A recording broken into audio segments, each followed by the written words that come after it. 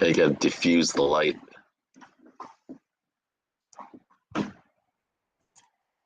How's that? No, that kind of makes much. How's that? That's okay. It's one-sided though. I'll put it like the light is right here, down, facing down. There you go. Little higher. How about nothing? What? Yeah.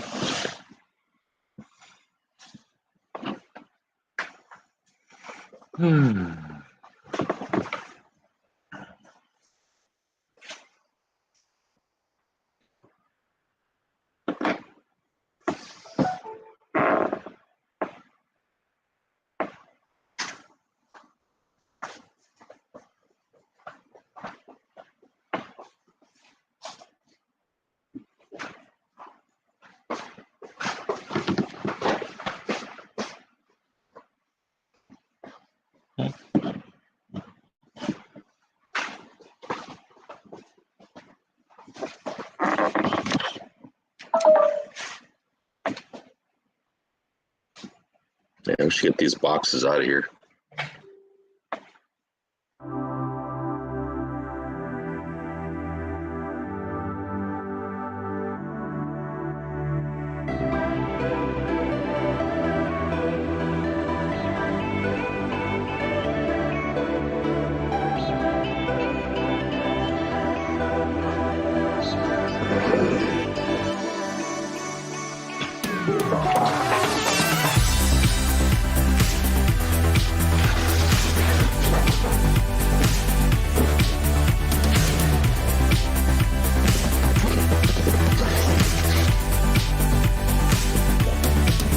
That is better.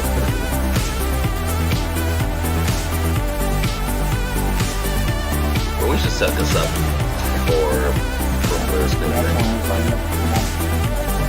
Yeah.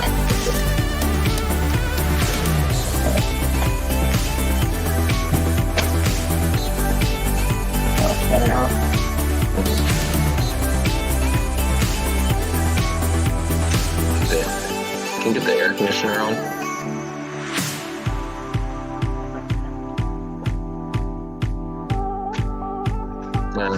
It's not too bad.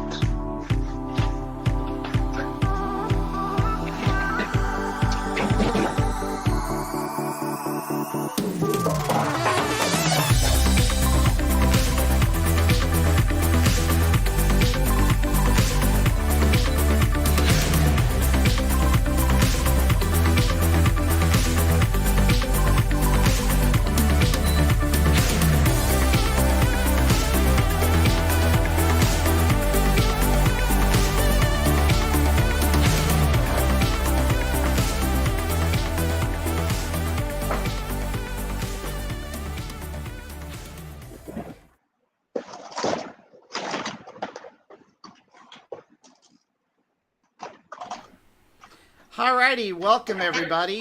Welcome to our 21st episode of Brownsville Tech Live. And today in the house, we've got a special guest. His name is Jack Yuen, and he is the founder of MS Boca Chica. Jack, welcome to the show. Hi, thank you, Daniel. Thank you for having me. What can I tell you? I do like it down here in Brownsville. I'm new here. It's been about 10 months now I've been here. And we're still waiting for a launch from SpaceX and getting to know all the homies down here in the community.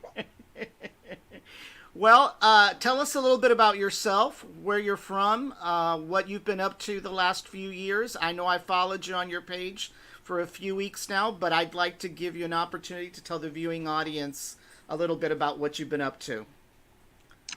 Well, okay, let me get through the nasty stuff first. Okay, I was born in California.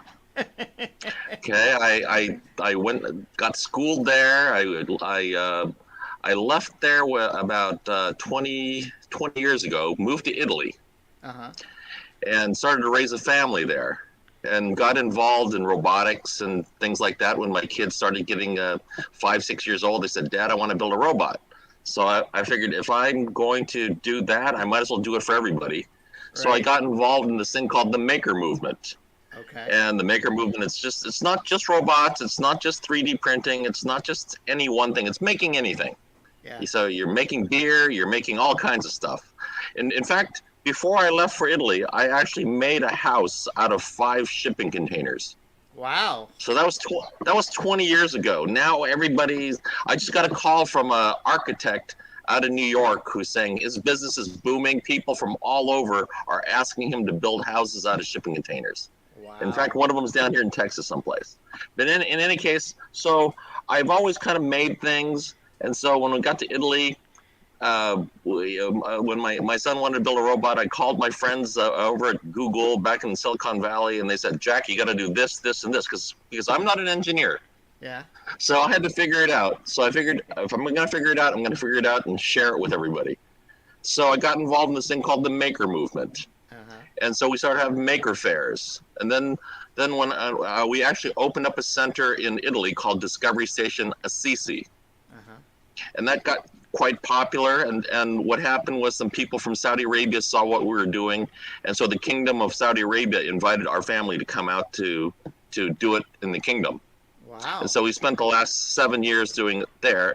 And then this COVID thing happened. Yeah. We're actually having a lot of fun doing it in Saudi Arabia. The whole kingdom's changed since the time we were there. And it's opened up. Women can drive. Lots of things have changed there. And we're successful in spreading the maker movement throughout the kingdom. Wow. And so, like I said, the COVID thing happened. I was working on a maker fair with Dale Dougherty, the founder of Maker Fair. I don't know if you're familiar with Maker Fair. No, Have you heard sir, of I'm it not. before? No, sir, I'm not. Yeah, Maker Fair. It got very popular over the last 12 or 13 years. There are 160 of them around the world. The big ones have 100 to 150,000 people show up over one weekend. And it's people who make things. Yeah. And what Dale needs is he needs things that are interesting, that'll make people want to be inspired to make things too. So you have, robots that are 8 tons that'll fight a Japanese robot. You'll have giant arms picking up and crushing cars. You'll have the Teslas that change colors.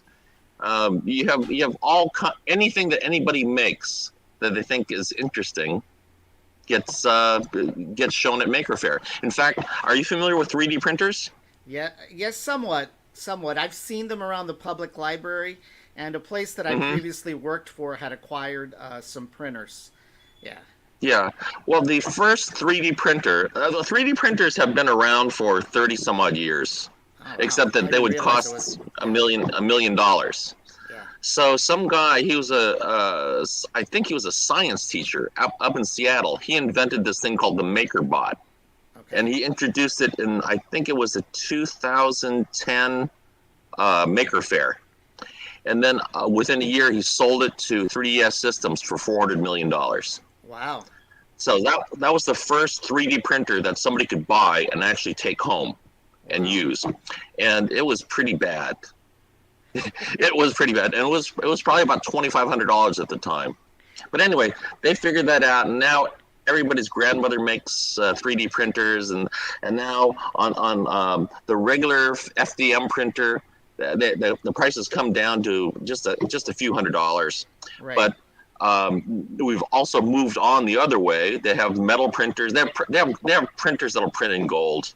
They'll print in titanium. They do all kinds of things now. So in fact, the Raptor engine, I believe they do parts with a 3D printer. That's the Raptor engine and the that's going to be in the Starbase. Yeah. Okay. But The Starship. when I went to Saudi Arabia, the company I worked for was called Aramco. They're the company that makes all the money for the kingdom. Right. They're the oil And company. so, yeah, the oil company. Yeah. And they really didn't know much about 3D printing at that point. I was there in 2014, and so I did a maker fair there, and I brought in some 3D printers, and I had engineers come in and look at them. I guess it was around 2015, 2016, and they looked at them and they go, "I didn't know they were real." Yeah.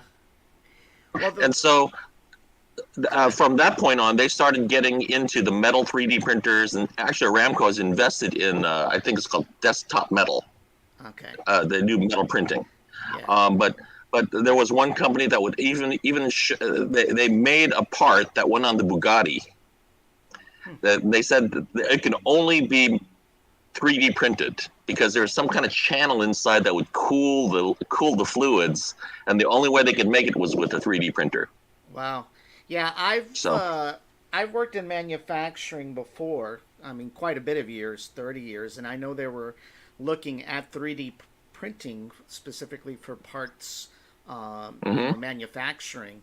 In the place that I previously worked for, we actually bought the printers primarily to come up with those mask connector thingamajigs, mhm, mhm, and we started doing those because we were in somewhat of the healthcare business, and so we had quite a bit of employees. So we bought those printers specifically for that mhm. purpose.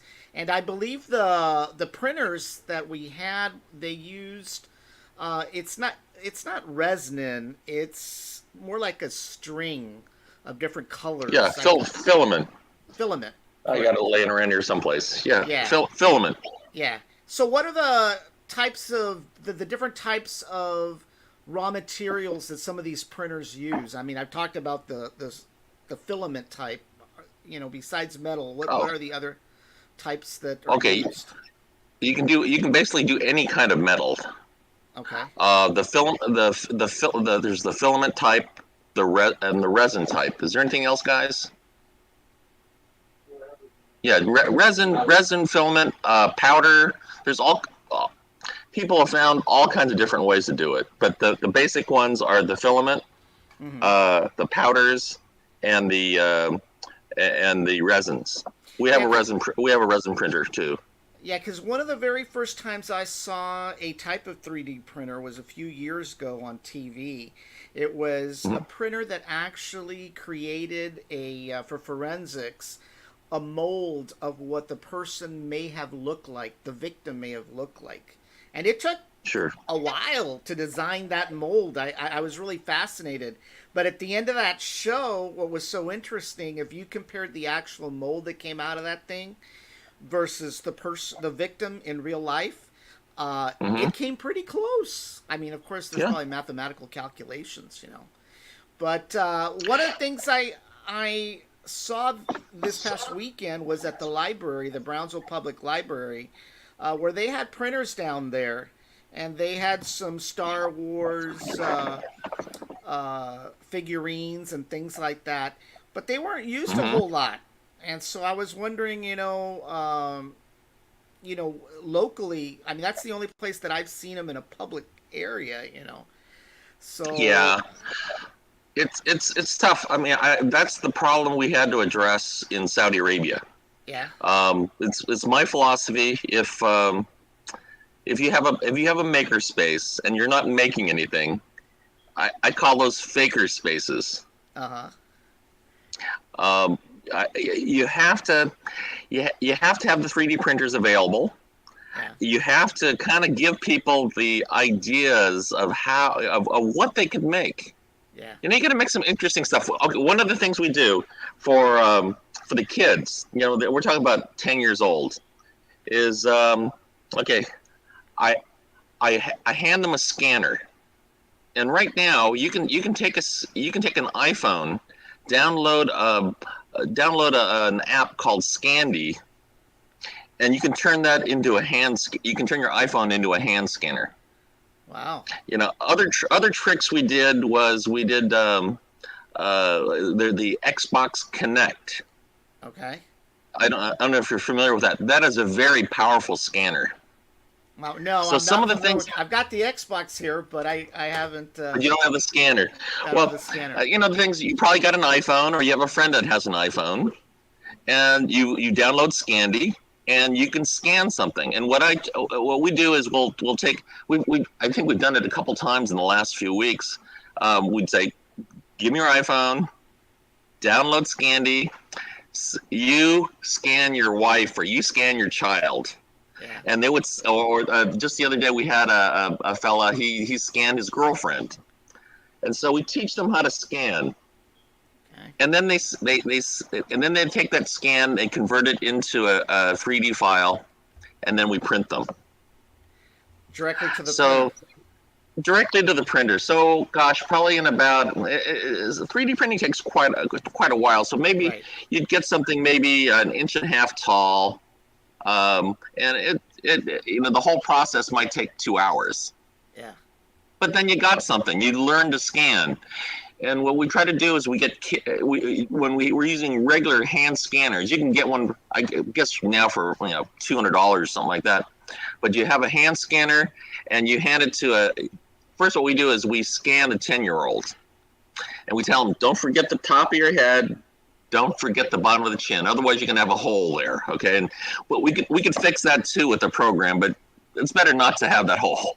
Yeah. So then we scan the kid, and then we hand him or her the scanner, and it says scan your buddy, and then your buddy gets scanned. Then that person scans somebody else. So right down the line, everybody learns how to scan.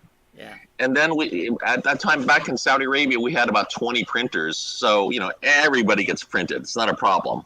Yeah. And then you have this 3D file. And well, actually, you have this scan and you have this print of a kid. And I don't know if there's any mothers and fathers who'd be unhappy about having a 3D image of their kid. We have some pretty happy parents. Yeah. But then you have this 3D scan, and then what else can you do with it? Well, there's a program. I think it's Fusion. Was it Fusion 360? Yeah, Fusion 360, where you can actually take that same scan and make a 3D puzzle Wow. of your face, of your head, and laser cutting's a lot faster than 3D printing. So you can have a full size head in 5 minutes. So And it's a puzzle. So is the graphic that you scan, is that a 3-dimensional image? Yeah, with that Oh, wow. with Scandy.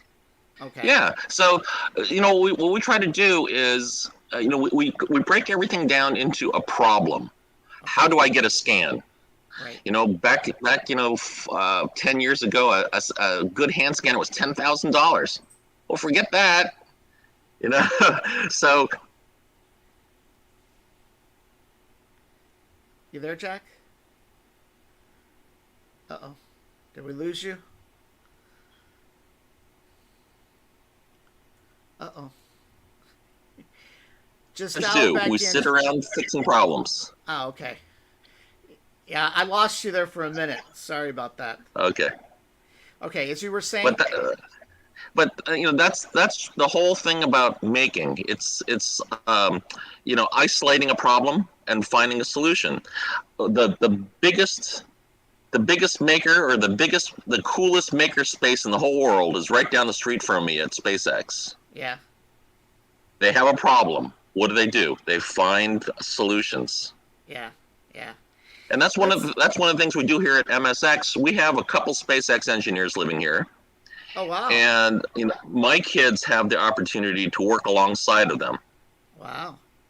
And there's this one young man.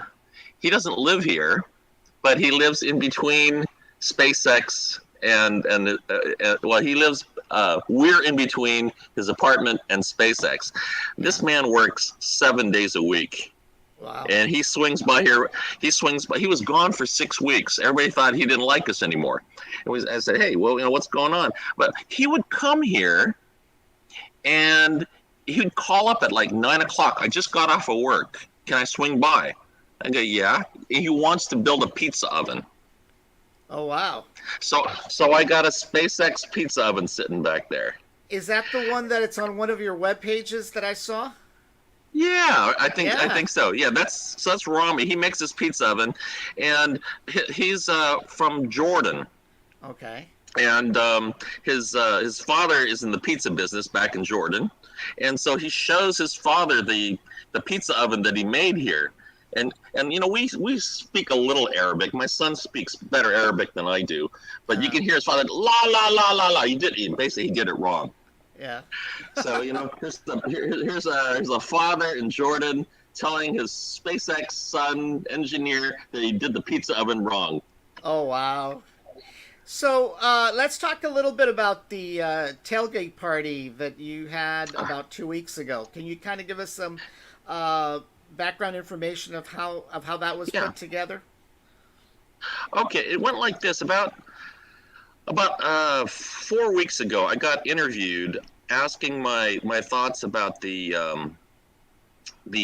Army Corps of Engineers Yes. withdrawing the application for SpaceX because they didn't turn in some paperwork or something like that. And I said, well, ultimately, whether or not this place expands to Starbase, it's up to the community. It's up to the FAA. It's up to the authorities, that kind of thing. But I didn't see a lot of actual visible support for SpaceX. Okay. And anyway, that interview was aired, and what they did was they put alongside of what I had to say with the Sierra Club, and the Sierra Club position was, oh, just move it up to McGregor. Right. And I thought, I got my A in physics, A plus in physics, and back in my Berkeley days, I got my A, so I know enough physics to know that, you can't just move things there and have the same result, and you need to actually launch your rockets close to the equator, Right. and and then you don't want to launch. The Sierra Club said you don't need to have wetlands. It's not wetland dependent. Well, unless you want to launch over people, you kind of have to be on the edge where there's wetlands. Right. Okay, so you kind of want to launch over water, and so I thought, well, shouldn't go uncontested. You can't just say stuff like that. And so I did a little research on the Sierra Club, and I find those guys are pretty darn well paid. Oh yeah. Yeah, they said the average pay is $96,000. Wow. Their lowest paid person is $44,000, which is twice as much as the average pay here in the valley. So you got some people here who are pretty well paid for saying stuff uncontested, and they don't seem to have science degrees or anything like that, but they're just saying this stuff, and they're organizing this vocal, and they're professional protests. Okay, Correct. they have people that are back in the home office telling them exactly what to say and what to do. And I started looking at their pictures of their protests here. They were protesting the LNG plant, and they had 24 people. And I thought, well, for the amount of money that Sierra Club is spending, I think there are 8 people in the Lone Star office down this way, and that's $1 million a year. And I'm thinking, okay, well, that's all they can produce for $1 million. And unfortunately, the support side, we're not organized, and nobody's saying anything. And so then I kind of stewed on this for about 2 weeks. I didn't think it was fair. And then I had one of the SpaceX engineers came here. He brought his girlfriend and his girlfriend's parents, and they were talking. And this was basically 12 days before the event. And I said, you know what? I really don't like the fact that the Sierra Club is funded, and there's no organized support on our side, and there's no funded support on our side. So I said, okay, I think I want to put something together. And so we got it done in 12 days. We got this tailgate done. And I wanted to be totally legitimate. I didn't want to bring in a lot of ringers, buses full of kids, that kind of thing. I didn't want to, I wanted it as legitimate as possible. I didn't want SpaceX to be promoting it. I didn't want anything from SpaceX. This needed to be homegrown support.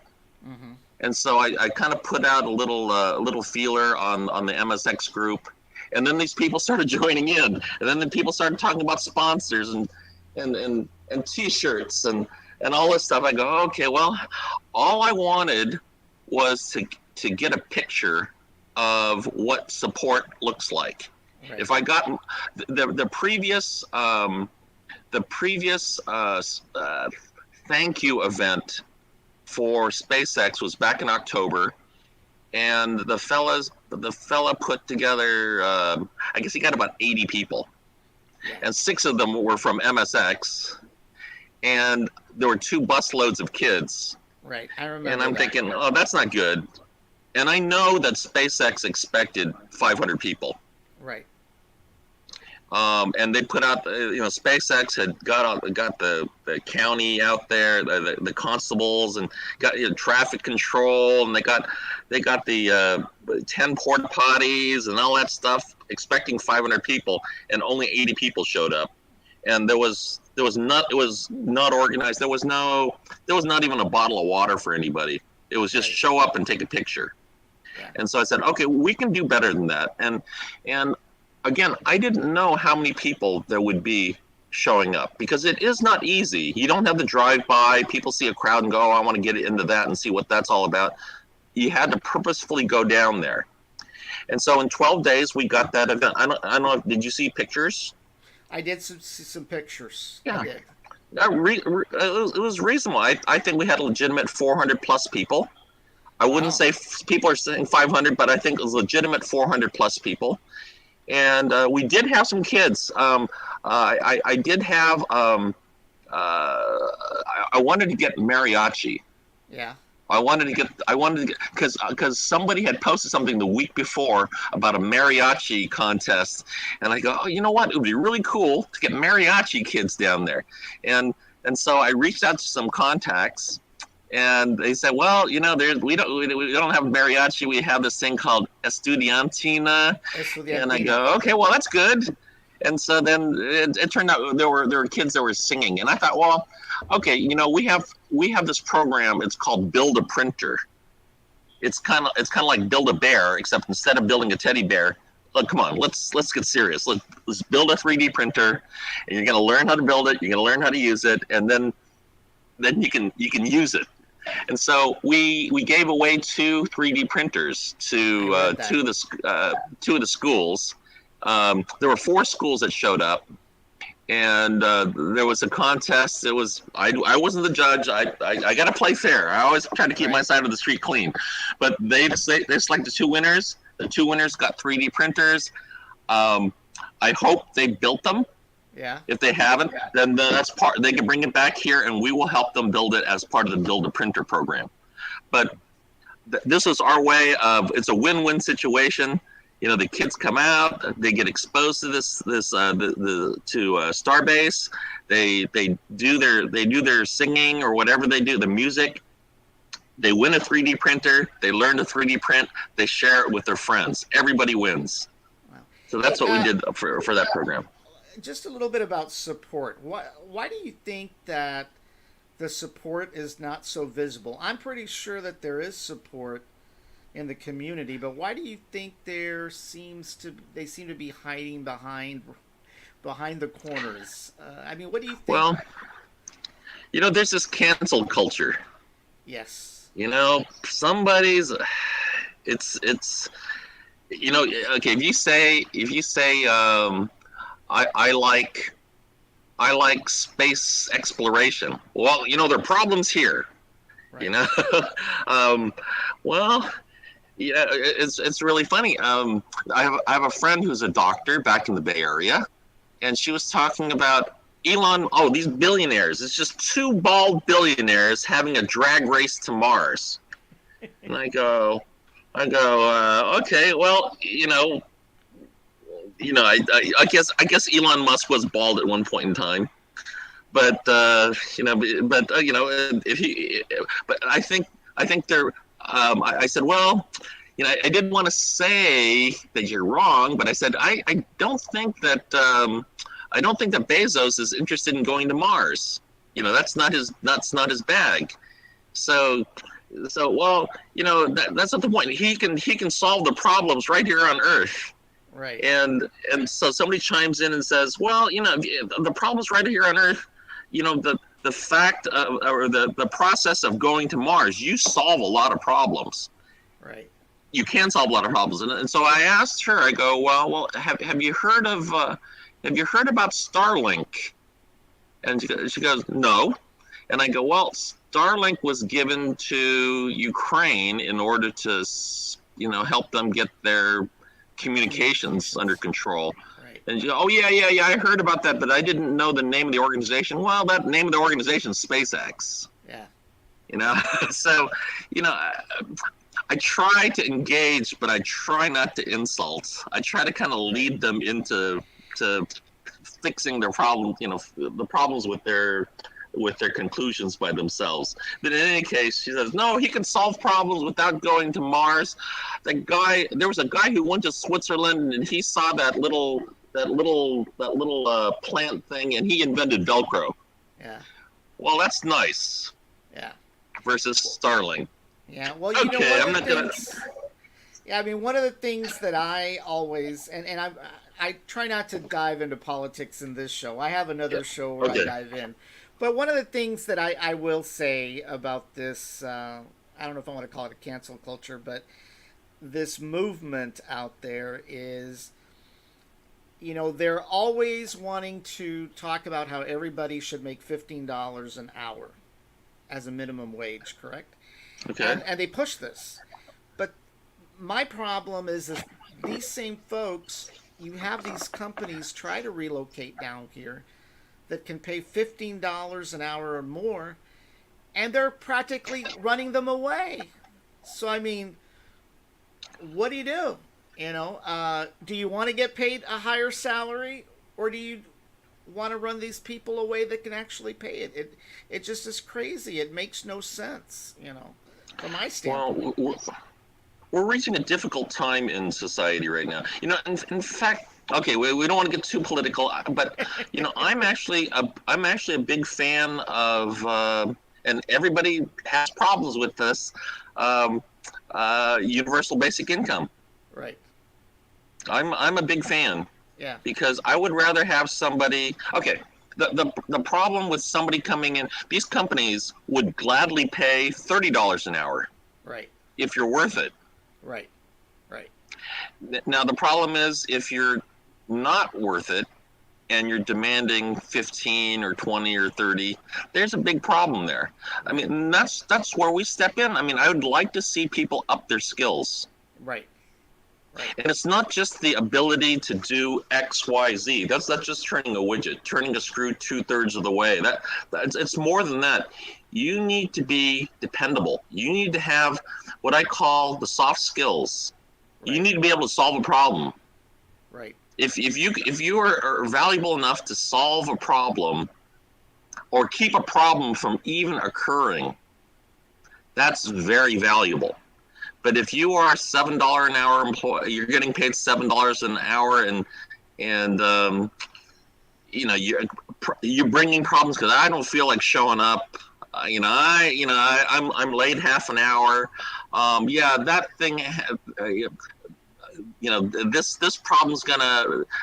I've been doing this for 3 days, and I've been ruining every piece. But I didn't want to say anything because it's not much, because I'm not getting paid enough, or whatever. That's a problem. And we need to develop people with skill sets that can solve these problems. Yeah, yeah. I mean, I watch the way these SpaceX guys work. These are animals. They just keep on moving forward. They don't stop. Yeah. So do you think? I mean, just your opinion. Not that you need to share any personal conversations that you've had with them down there. But, I mean, what's your take on May 31st? Do you think they'll get the license, or do you think not? Well, okay, let's be clear. This license is only for an orbital launch. Okay. It's not for expansion of Starbase. Right now, I'm feeling 65-35 in favor. Okay. Because, you know, these guys... Well, Shotwell just said there's going to be she thinks it's going to be in July. Yeah. Was it July or August, guys? It was either July or August. Right. So I think that means that there should be approval by the end of May. Wow. And let me ask you this: when you say an orbital launch, that's an orbital test launch, correct? Yes. And how many miles is that going up? Oh, that. You know what? I'm not a space geek. Okay, I have this guy here. Like I said, I never heard of Brownsville. Well, I did hear of Brownsville. I just didn't remember Brownsville. Yeah. But I've only been here, gosh, a year. I've never. I came down for SN11. It was foggy. I heard it, but I didn't see it. Yeah. And then for SN15, I had to actually go up to Houston to pick up a friend at the airport that day. So I missed it. So I've only seen one launch. I had to in October. I drove to Florida Wow. just so I could see a launch. So I have not seen a launch here. So maybe you guys are faking. You guys are just building big shiny things at the end of the road here, and I didn't see anything move. Yeah. But orbital launch, it goes up. It reaches orbit. Orbit, whatever, and then it's supposed to go around. It's supposed to land somewhere near Hawaii. Oh, really? Okay. Yeah, somewhere near Hawaii. Yeah. Okay, they're not gonna allow. I think they're planning on just dunking it into the ocean. Oh, wow. I thought they would have attempted to have landed on a drone ship or something like that. Maybe that's a surprise. They've had an extra year to work on it. Maybe they did. Yeah, and how many folks work down there? My understanding is just from the newspapers, 1,600. Wow. Now, an interesting thing is, it was Eddie Trevino. Yes, the county judge. Not Eddie. Somebody. No, it was Trey Menendez. Had some talk about a week ago, and he said that 71% of the people who work there are from Brownsville. Yeah. Or local guys. Yeah. And I was having dinner with one of the guys who lives here, and he said, "Yeah, that sounds about right." And I didn't know 71% is a big number. It is a big number. There's actually a comment here from one of our viewers. He says, "How do you gauge the attitude of the FAA towards the licensing?" I guess there's some concern that the FAA is biased towards environmentalists, especially this administration. Well, yep, that's true. And how do I gauge it? Well, basically, I can only go by what they do. Yeah. Yeah. And but they are saying, well, a little of this, you need a little of that, and I assume SpaceX is doing a little bit of this and a little bit of that, and at some point in time, they're just going to give up. Yeah. At some point in time, so okay, you're not going to let us launch, so we'll keep the facility here or whatever, doing a little R&D, but we got to move on because. You lose a month here, you lose a month there. Pretty soon you lost a year. I was having this discussion with one of the fellas here back in December. I go, if and at that time, SpaceX was starting to reopen the construction over in Florida. Right. And everybody's saying, well, it's gonna take some time to build it and all this other stuff. But hey, at least in Florida, it's maybe more of a sure thing that it's going to happen. Here, it's kind of up in the air, and even if they don't allow, even if they do allow this to have an orbital launch before Florida, well, that doesn't mean that they're going to allow the expansion to build a starbase here. Right. So that's kind of sad. I think if we don't have the launch here, that Brownsville will miss out on history. I believe so. Yeah, the first launch. Yeah. And I'm very interested in seeing this turn into Starbase. I think it's an opportunity for the area to become amazing. Yeah. Well, I grew up in Silicon Valley. I mean, it was farmland way back. Yeah.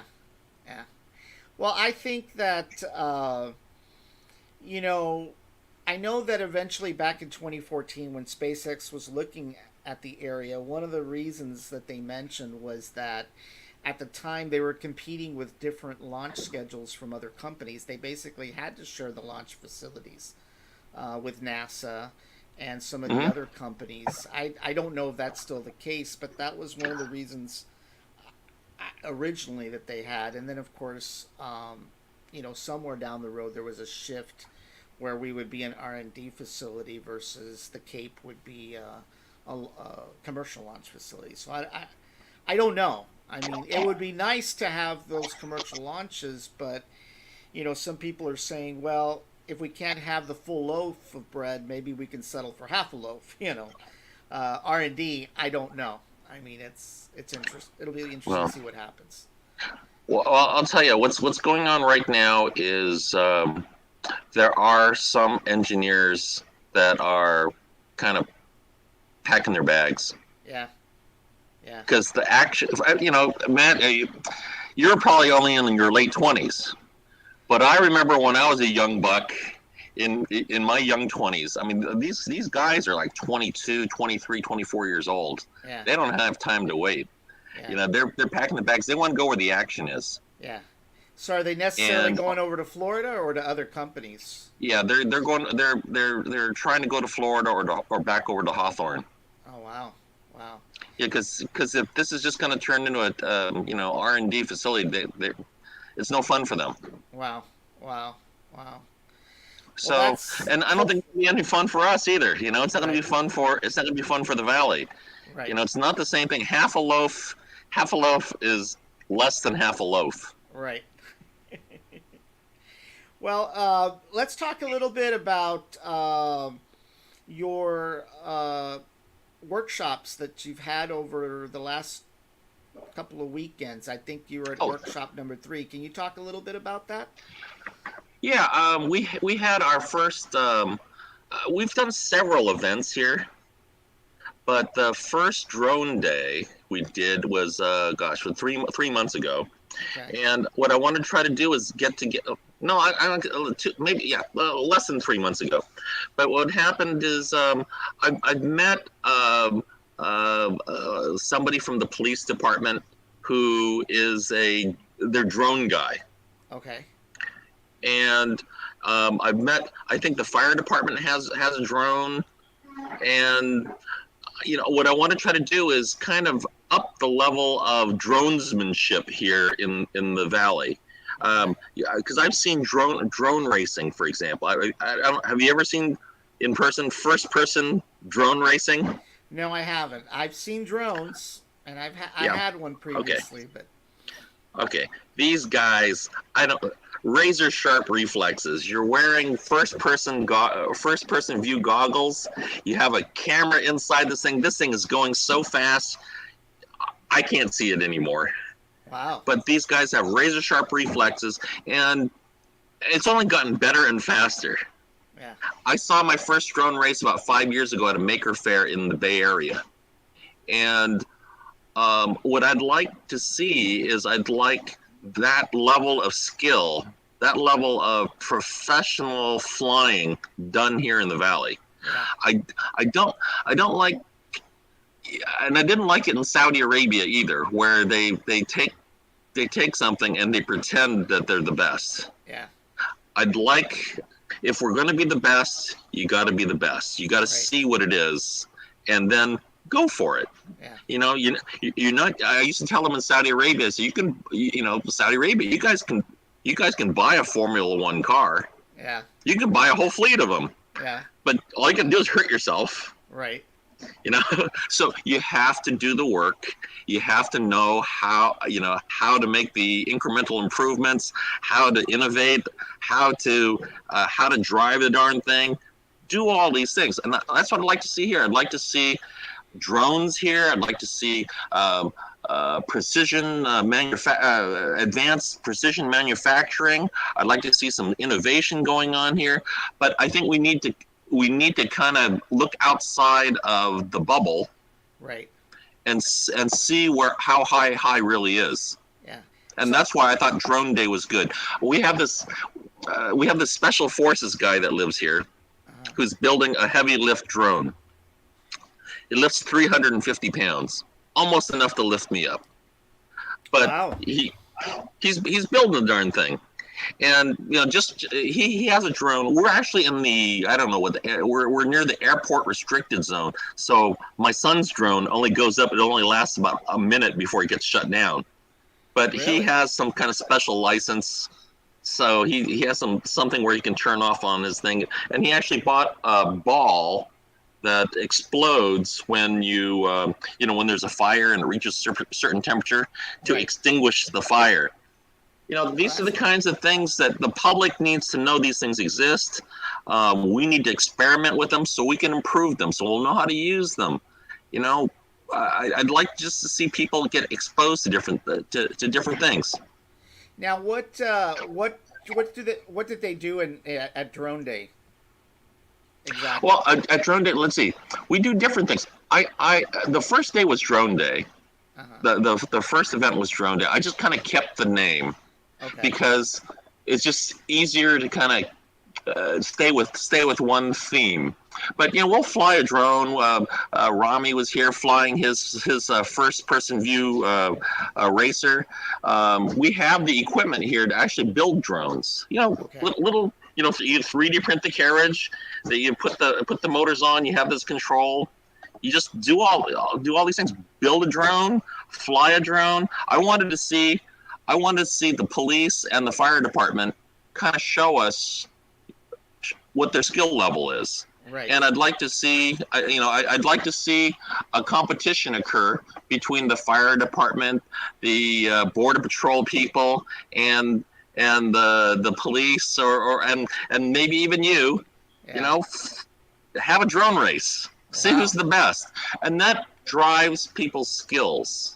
Right. A little competition thing, and we'll give them a little award and that kind of thing, and then we have enough property here that we could actually build a racetrack. Yeah. So I'd like to see people use it and improve their skills. Yeah. Wow, that's kind of neat. Yeah, the second Drone Day 2, we introduced the Build a Printer. So we had people come in here, and it was an opportunity, like if teachers or parents who have kids that want to learn how to 3D print. I remember when we got our first 3D printer, it was a kit. It was $700. It was 12 years ago. Yeah, no, it was 11 years ago. We were sitting in a room in Italy, and it was freezing. And we didn't know anything about which filament to get, and filament was much more expensive back then, and we actually had to have it brought in from the United States. So somebody hand carried it from the United States to Italy, and we didn't know what we were doing, and it took forever, and the temperature of the room made a difference. Yeah. Who knew? The fact that it wasn't covered made a difference. Who knew?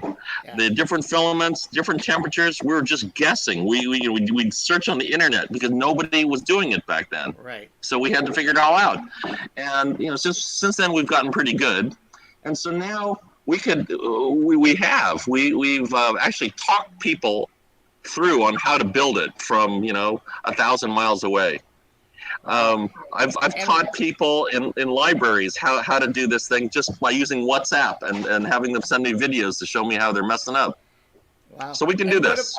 And what about as far as the materials? Do you supply all the materials for them to build the printer? Or yeah, we have kits. We have the kits.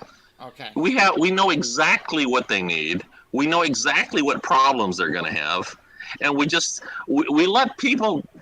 We let people experience some of the problem. We tell them what problem they're going to have, and they go, "Oh, no, it's okay." No, and then they'll run into the problem. And then, but back in the old days, we had to figure it out ourselves. There was nobody there to help. Right. So now we can guarantee that you're going to build a printer, you're going to walk away, and you're going to know how to use it. And if you got a problem, give us a call. We'll walk you through it. And if you can't figure it out, bring it back on the next drone day. We'll straighten it out. Yeah. Now, how large of an item can you actually make on those 3D printers that you've got? What's the build? What's the build size? 20 centimeter. 25 centimeters by 25 centimeters. So we're talking about 9 inches by 9 inches. Wow. 10 inches by 10 inches. Wow. Or maybe even taller than that. Something pretty big. What is but I've made one of the things I made was you can glue the pieces together. So one of my way back, what I did was I built a dinosaur skeleton, a T-Rex skeleton that was 10 feet long. Wow. Because you Wow. can. Yeah. You know, one of the things I like to do. That's what they do these things at Maker Faire, is they'll have something called a crowd build. So you'd have like 20 different people and say, well, okay, you're going to build this piece, you're going to build this piece, you're going to build this piece. We're going to come together. We're going to take some. I use liquid nails. Yeah. You put it all together, and we can have a full-size dinosaur T-Rex skeleton. Wow. If everybody just comes together and puts it together, and it's Yeah. fun. Those are what I call community builds. Yeah. So you get the community together, you build it, and then wow. Now, one of our audience members is asking if the wow. one of our audience members is asking if software comes included with the printer. Oh yeah. Yeah. Oh yeah. Yeah. Well, that's, I was reading an article just a few weeks ago where they were talking about actually the artificial heart, and the article talked about how 3D printing technology down the road may be used to actually develop some of the components of an artificial heart again. There's been many attempts in the past to come up with an artificial heart, but they haven't always been successful. I mean, the key is to make a self-sustaining heart without having a big something to lug around, to power it. So Yeah. they were talking about 3D technology with respects to that. Yeah. So There's somebody working on it as we speak. yeah. Somebody's going to figure it out, or in the process of doing it, maybe it won't be a 3D printer. Maybe it'll be something else. But in the process, you have to go through it. You have to try to innovate. You have to fail. You have to try it again, and then at some point in time, you're going to go, I got a better idea. Let's do it this way, and somebody's going to figure it out. Yeah. And that's the mindset we have to get into. Yeah. Otherwise, we're all doomed to be $7 an hour employees. Not that So there's when- anything wrong with $7. It's an honest Right. living, okay? Right. So when's your next drone day, or your next workshop? Okay, here's what we're gonna do. I'm trying to have the next event on. The drone days are generally the first Saturday of the month. Okay. Okay, and it's starting to get a little bit hot too, so I have to be mindful of this. But what I'm going to try to do is I met with the management over at the airport late last week. Okay. Because I have some ideas on what we can do down there. I want to do another tailgate event over there.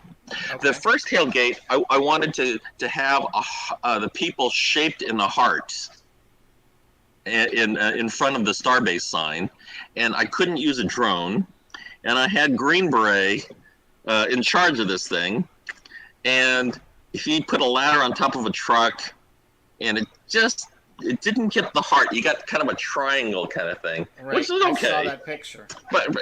But they don't teach you that stuff in Green Beret school, I guess. Okay, so in any case, that was a heart, and so what I'm going to try to do is at the airport, I want to get people together. This would be June 4th.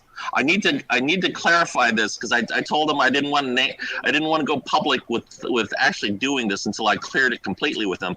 But outside the airport, because you can't go inside the airport because of TSA restrictions, but there's a grassy area, and what I'm trying to do is gather people around 9 o'clock in the morning so it doesn't get too hot, and I want to have people form an X, the SpaceX X. Right. And I can't use a drone at the airport, but I think we'll figure out a better way to make that X. And then we'll have some donuts and some coffee, and we'll kind of meet and do a few things. What I'd like to do also, I make some inquiries into those two schools that won those 3D printers. Right. I would like them to come. There is a space inside the airport that I can have a couple tables, and I'd like to actually have the kids show us what they've what they've printed, or show us what they've done. Otherwise, we'll go there and we'll help them do the builds and actually introduce more people to 3D printing inside the airport on that day. Right. Well, that would be really cool. So that's what we do. We try to just kind of, gin up skills for the community. Right. The idea of putting together an event like the tailgate party in 12 days, that was a lot of challenging times, but that was fun. But I don't want to, it's like this. If I can put it together in 12 days, then I don't want to hear any excuses about anybody else doing it taking more than 12 days. I mean, right. It can be done. Yeah. And so that's what we did. And the next event hopefully will be June 4th. I'm also talking to another group in downtown that's interested in doing a tailgate, also in in the evening. Right. Kind of like if everybody's in the bars at what's that area near Main Street or Market Square. Or Market Square. Correct. So Market Square, like let's get everybody out of the bar at like 9:30, and let's form an X, and let's do, let's take a picture to show support and have some fun. Right. And also one of my other harebrained schemes is to try to get some kind of corporate presence down for Twitter downtown. Yeah. Because Elon, I don't think he's too happy with these San Francisco guys, and so, heck, let's start a movement to get Twitter to move the headquarters down to Brownsville. Oh, that would be interesting. So, well, what I'd like to do is, while they're doing that thing it's May 28th is the Saturday, it's the Memorial Day weekend. If they can get some people together to make the X, they might as well make a Twitter bird too. Hey, that would be count me in. Yeah, are you familiar with his name is Lewis? Well, about a week and a half ago, Elon went. He was celebrating Twitter, kind of bowing to his whims to sell Twitter. So he went to go celebrate. He went downtown. Yeah. Did you hear about that? Yes. Well, anyway, at this something, the name of the place has too many words in it. Hueso something. El Hueso. It's El Hueso de something. Yeah, it's the bone. It had 4 words. My mind doesn't memorize more than 4 words in these days. But anyways, the owner, his name is Lewis. He reached out to me a couple days ago, and so he and I are kind of working on doing this thing on the 28th. Yeah. So go down there and have a beer and go stand out there and make an X and get a picture taken, then somehow make a Twitter bird. Yeah. And take that picture, and who knows? It might end up in getting Elon to move at least a satellite office down to the downtown area, because we need that kind of impetus to get the downtown going. Yeah. At least that's again. I'm new. I've only been here for 10 months. Everything's. Well, it'd be kind of interesting. It is what it is. If we could get some of those, not candles, but some of those lights, some blue lights to actually make the blue bird or hey, some gray lights. We all got phones. Yeah, we all got phones. We can just do the Twitter thing on it's just a matter of somebody's got to figure it out. It's yet another problem to be solved. Exactly. All right, Jack. Well, I think we've gone about an hour, and it was very, very informative. I really like some of the things that you're doing. They're very interesting, and I hope to attend one of your workshops here and bring some folks along. To try to, Again, I have to deal with the heat. Yeah. No, I understand. I understand. Yeah. I like the heat. I like it when it's 100 degrees, but that's just me. Hey, I was in Saudi Arabia. It was 120, but it was a dry heat. Yeah. Oh, not here. Here it's hot and humid. Yeah. All right, Jack. Go ahead. Okay. Well, I am working on trying to do something more at the airport. Actually, tomorrow morning I have a meeting with the Career Technical Education Director, Dr. Okay. Juan Chavez. Okay. And this meeting came about because I was doing this tailgate. So Yeah. somebody saw that I was doing this tailgate, and they put me in touch with Dr. Chavez. And we're looking forward to having a meeting tomorrow. Hopefully, I can do something because that's Yeah. what we do at MSX. We're a nonprofit, and Right. our mission is to it's 21st century skill stacks for Right. everybody. I don't care what, I chase it around. Some older guys say, well, you're just doing this for kids. I go, well, no, it's for everybody. Right. Everybody can sharpen their skills, learn new things. And that's what we do. Yeah. All right. All right, Jack. Well, just keep me in the loop, and like I said, hopefully we'll get together soon here at one of your workshops and whatever else you've got scheduled, and let me know what's going on, Mm-hmm. and we'll let our viewers know. So shoot for the 28th and shoot for the 4th. All righty, Jack. Well, we appreciate you coming on. Once again, everybody, that was Jack Yuen. He is founder of MSX Boca Chica, and he'll have a couple of workshops here in the next few weeks. We'll keep you abreast of that, and we hope to see Jack here soon. Jack, thank Thank you. Bye-bye. Good night. Night.